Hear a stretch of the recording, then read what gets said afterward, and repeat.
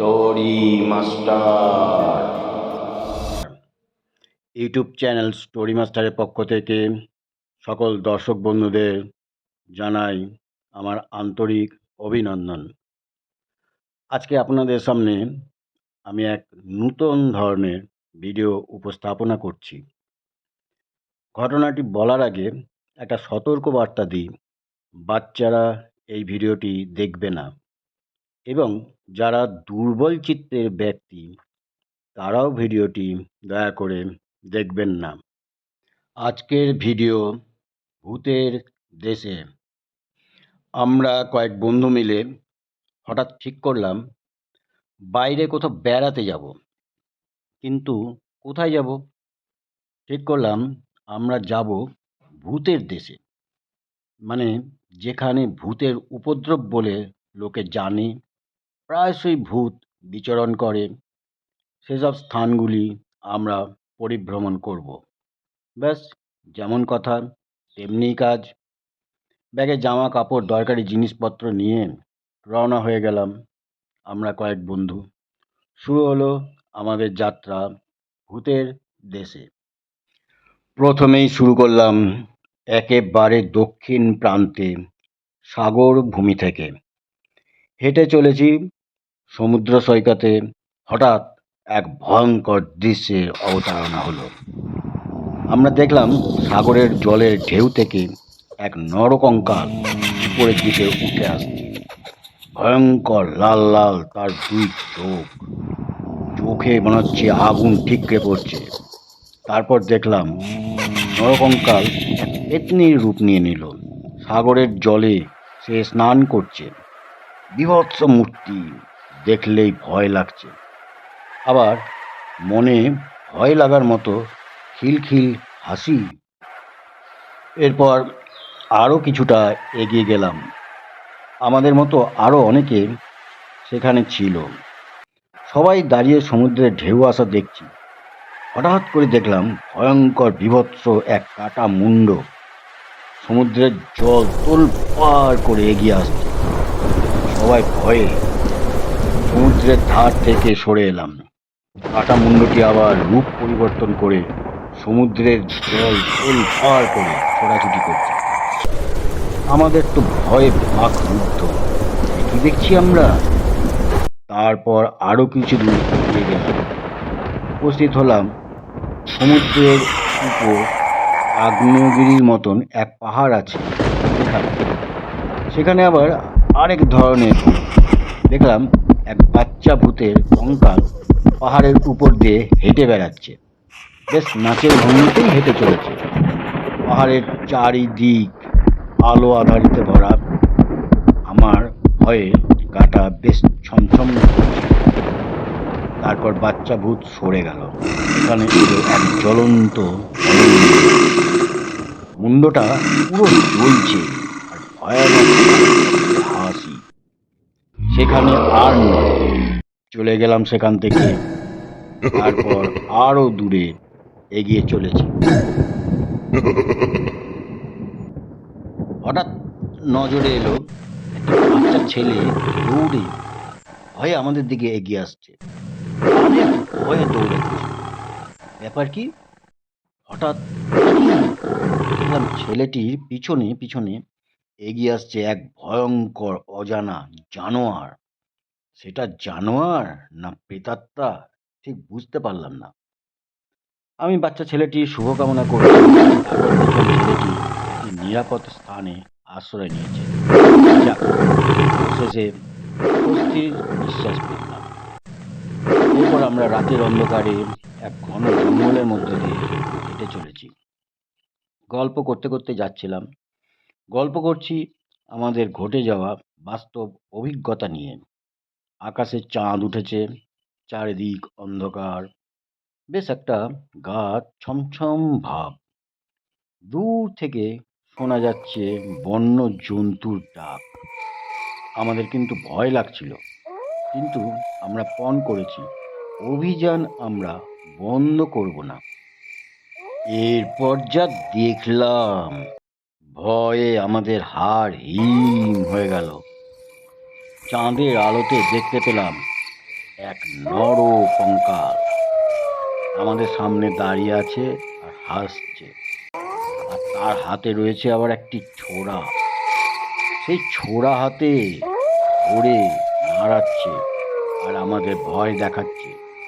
আমি তো ভাবলাম ছোরাটা বোধহয় আমাদের ঘাড়েই দেবে ঢুকিয়ে।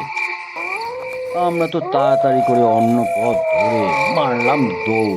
বাবা, জোর বাঁচা বেঁচে গিয়েছি।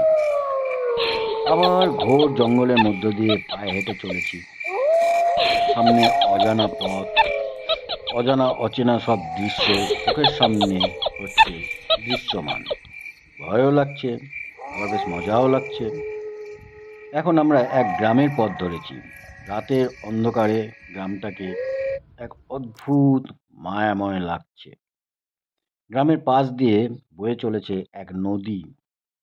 নদীটিকে পাশে রেখে আমরা অন্য আরেক পথ ধরলাম।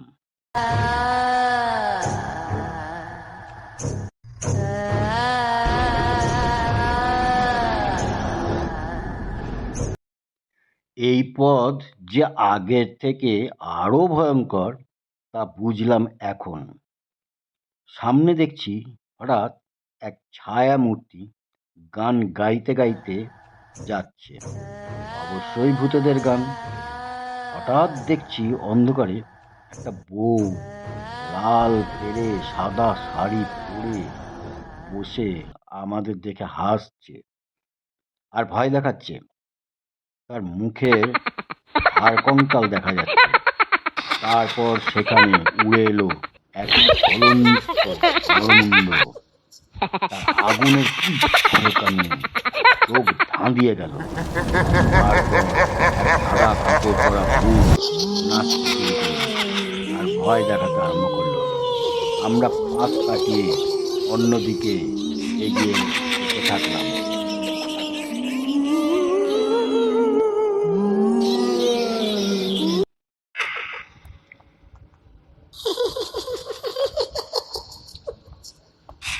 আবার অন্ধকারে পথ চলা শুরু। হঠাৎ উপরের অন্ধকার আকাশের দিকে তাকিয়ে অবাক হয়ে গেলাম। দেখলাম একটা অস্পষ্ট ছায়ামূর্তি অন্ধকার আকাশে ভেসে বেড়াচ্ছে। আর একটু এগিয়ে যেতেই দেখতে পেলাম দুটি ভূত নিজেদের মধ্যে তর্ক বিতর্কে ব্যস্ত। কি বলছে ওরা, একটু শোনা যাক।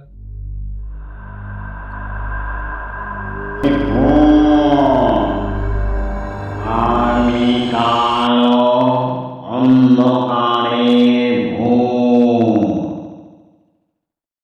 আমি সাদা আলোর নিশানি। আমি সবাইকে আসার আলো দেখাই। আমি ভূত, মানে অতীত, চিরন্তন সত্য। অতীতে কোনো কিছু পরিবর্তন করা যায় না, কোনোটাই সত্য। তারপর দেখলাম সেই নরকঙ্কালটি একটি তেঁতুল গাছের উপর চড়ে বসলো। আমরা সকলে তখন গ্রামের মেঠো পথ ধরে অন্যদিকে চলে গেলাম। তারপর দেখলাম দূরে একটি চায়ের দোকান। এগিয়ে গেলাম সেই দোকানের দিকে। কাছে গিয়ে দেখলাম দোকানি চা করছে আর সামনের বেঞ্চে দুই ব্যক্তি গল্প করছে। আমিও তাদের পাশে গিয়ে বসলাম। ব্যক্তি দুজন এই গ্রামেরই। তখন সন্ধ্যার প্রাক মুহূর্ত। আমি তাদের সঙ্গে আলাপ করলাম। বললাম, এই গ্রামে বেড়াতে এসেছি। শুনে তারা একটু ভয়ার্ত কণ্ঠে বলল, কি বলছেন আপনি? আপনি কি পাগল? এই রাতের বেলায় এসেছেন বেড়াতে? আমি বললাম, হ্যাঁ, ইচ্ছে করেই এসেছি। শুনেছি এখানে একটি ভূতের বাড়ি আছে। রাতের বেলা শুনেছি সেখানে ভূতের উপদ্রব হয়। সেটা দেখার জন্যই এসেছি। এই কথা শুনে তারা তো আঁতকে উঠল, বলল, বাবু, ভালো চান তো এখান থেকে চলে যান, ওই অভিশপ্ত বাড়িতে খবরদার যাবেন না। আমি বললাম, চলে যাবার জন্য তো আসিনি, একবার ওই দিকটা ঘুরেই আসি। তারপর দেখতে পেলাম এক ভুতুড়ে বাড়ি। তারপর দেখলাম বাড়িটার পাশের জানালা দিয়ে একটা নর কঙ্কালের মাথা উঁকি দিচ্ছে। আমার মাথার চুল তখন খাড়া হয়ে গিয়েছে। এরপর একটা আস্ত কঙ্কাল এসে নাচ শুরু করে দিয়েছে। একের পর এক শ্বাস রুদ্ধ করা সেসব দৃশ্য। হঠাৎ চারিদিকে চোখ ঝলসানো এক অদ্ভুত আলো, আর তার সাথে ভূতের অট্ট হাসি। হা হা হা হা হা হা হা হা। হা হা হা হা হা হা। হঠাৎ করে মাটি থেকে আগুনের ঝলকানি উপরের দিকে উঠছে। ধাও ধাও করে জ্বলছে সেই আগুনের ঝলকানি। তারপর তারপর বাড়িটিকে আর দেখা যাচ্ছে না। সেখানে এক ভয়ঙ্কর নরকঙ্কালের মাথা, সঙ্গে ভুতুড়ে সুর।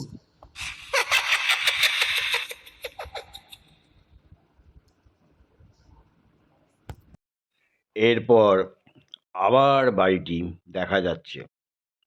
মনে হচ্ছে কোথা থেকে যেন ঝোড়ো বাতাস বইছে, ধুলোবালি উড়ে উড়ে আসছে। একটা শেয়ালের মাথা দেখতে পাচ্ছি। আবার দেখতে পাচ্ছি নিচে দুটো ভূত নাচানাচি করছে।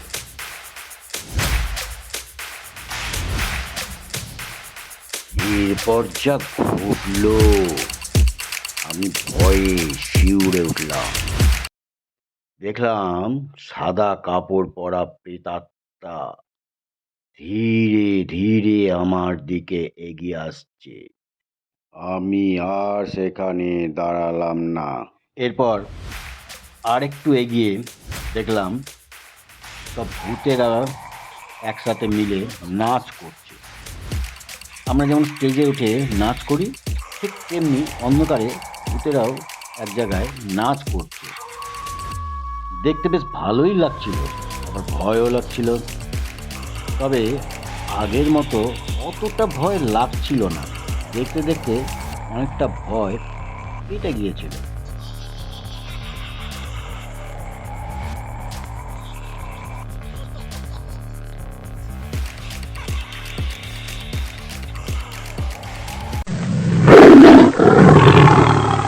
তারপর দেখলাম এক ভয়ঙ্কর ভালুকের মতন এক জানোয়ারের সঙ্গে পেতনির মারামারি হচ্ছে, ভীষণ লড়াই হচ্ছে।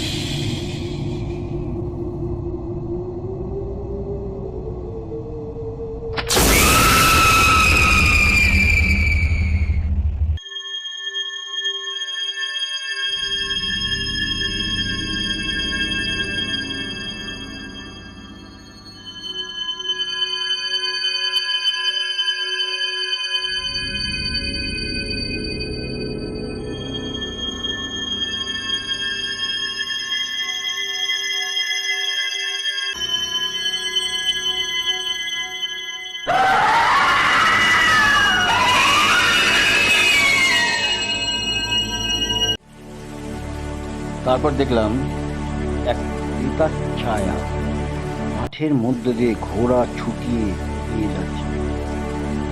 বিশাল প্রান্তর, তার উপর দিয়ে সে জোরে ঘোড়া ছুটিয়ে এগিয়ে যাচ্ছে। এরপর শুরু হয়ে গেল ঝড় বৃষ্টি, সঙ্গে আবার বজ্রপাত।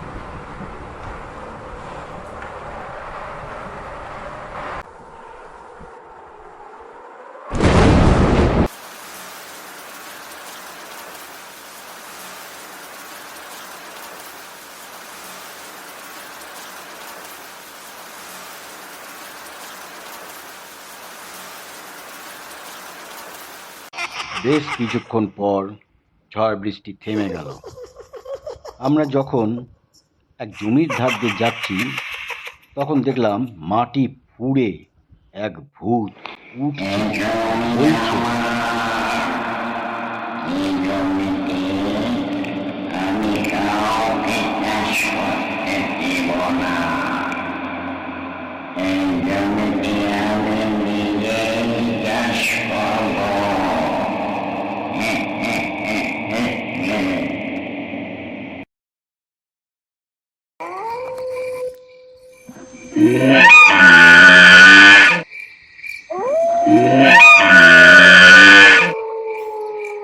পথ চলতে চলতে এবার আমাদের খুব খিদে পেয়েছিল। কিছু খাবার বের করে খেতে থাকলাম। আমাদের খাওয়া দেখে মনে হয় এক ভূতে খুব লালসা হলো। সে বলতে থাকলো, কি বলতে থাকলো শুনুন।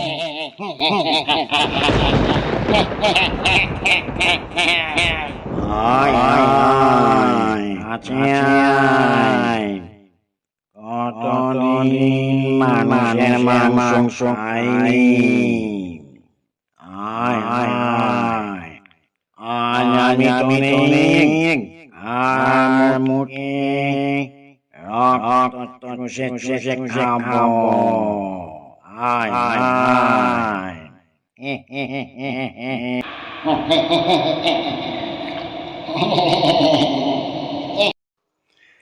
আমি পিশাচ, বড় পিশাচ। আমি সরো ভয় দেখাই।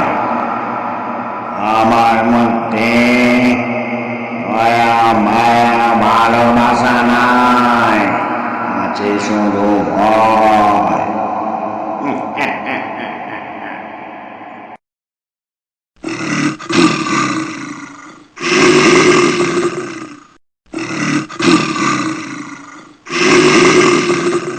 হঠাৎ দেখলাম ঝোপের ভিতর থেকে এক বীভৎস জানোয়ার বেরিয়ে এলো। জানোয়ার না কোনো প্রেত, কে জানে। বীভৎস তার চেহারা। আমাদের তো প্রচণ্ড ভয় লেগে গেল। আর একটু পথ চলার পর দেখলাম এক জঙ্গলের মধ্যে দুই নরকঙ্কাল প্রেম নিবেদন করছে। এতদিন মানুষের মধ্যে দেখেছি, এখন ভূত প্রেতও প্রেম নিবেদন করছে। তারা ওদের ভাষায় কি বলছে শুনুন।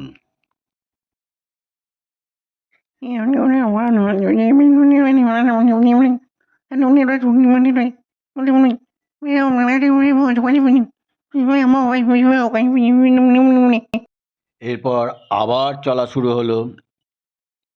তারপর কিছুটা গিয়ে যা দেখলাম তা অভাবনীয়। দেখলাম পাহাড়ের পাদদেশে এক নরকঙ্কাল হাঁটু মুড়ে বসে জোড়হাত করে উপরের দিকে মুখ করে প্রার্থনা করছে। কি সেই প্রার্থনা শুনুন।